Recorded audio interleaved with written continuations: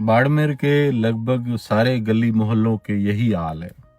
चारों तरफ आवारा पशुओं के झुंड घूम रहे हैं। रोज जनहानि होती है, यातायात प्रभावित रहता और गंदगी के ढेर लगे रहते हैं। इसी विषय और संदर्भ में मैं आपको ले चलता हूं आज से ठीक 4 साल पहले के बाड़मेर में। तब एक चर्चा चली कि जल्द ही एक विशाल गौशाला का निर्माण होगा, जिसका मुख्य उद्देश्य रहेगा बाड़मेर को इन आवारा पशुओं से मुक्ति दिलाना और बेचारे इन आवारा पशुओं के लिए एक आश्रय स्थल का निर्माण करना। तो जी हाँ, जल्द ही अति शीघ्र निर्माण भी हो गया एक भव्य गौशाला का।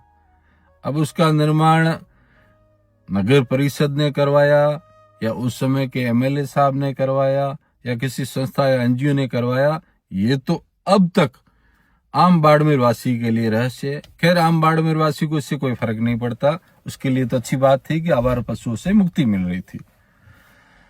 तो साहब बहुत भव्य उद्घाटन भी हो गया, बड़े बड़े नेता और मंत्री जी पधारे।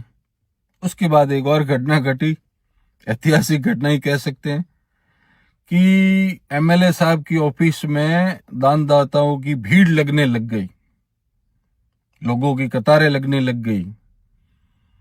और मजे की बात कि बाड़मेर इतिहास में, भारत के इतिहास में पहली बार हुआ जहां अधिकांश दानदाता गवर्नमेंट कर्मचारी थे।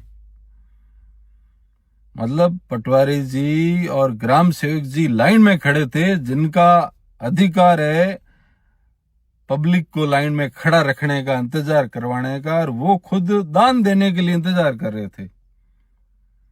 यहाँ तो साहब कमाते हैं, उसमें महीने के लास्ट में इधर उधर भाई सहन से उधार लेने पड़ते हैं, लेकिन जिन ग्राम सेवक जी पटवारी जी की तनख्वाह 50,000 70,000 थी, वो 2-2 लाख के चेक दे रहे थे। तो मैंने किसी बुद्धिजीवी मित्र को पूछा, मैं ये क्या माजरा है? तो उसने कहा कि कोई पोस्टिंग, सरकार, गवर्नमेंट, ऊपर के पैसे। खैर, आम बाड़मेर वासी के नाते हमें कोई मतलब नहीं था, हमारे लिए तो अच्छा था कि पुण्य का काम हो रहा था, जानवरों की भलाई हो रही थी और बाड़मेर को आवारा पशुओं से मुक्ति मिल रही थी। तो आज ठीक 4 साल बाद, 3 साल बाद में हालात जितने आवारा पशु 3 साल पहले थे, शायद उससे 2 गुने हो गए होंगे। तो मैं पत्रकार बंधुओं से निवेदन करूंगा कि ये सवाल पूछे उन जिम्मेदार व्यक्तियों से, तो फिर उस गौशाला का बनाने का औचित्य उद्देश्य क्या था? वो फालतू का लॉलीपॉप, झुंझुना पब्लिक को पकड़ाने की कहाँ जरूरत थी? आप अपना काम करते, जो करना था, हमें कोई दिक्कत नहीं थी। ये झूठ का फलसफा हमें क्यों दिया?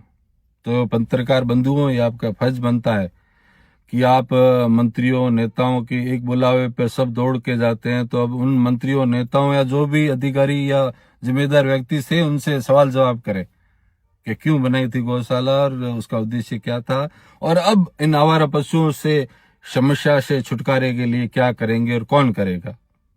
आम नागरिक होने के नाते थोड़ा दुख है, दर्द है, तो आप सभी के सामने साझा कर लिया। जय हिंद, जय भारत।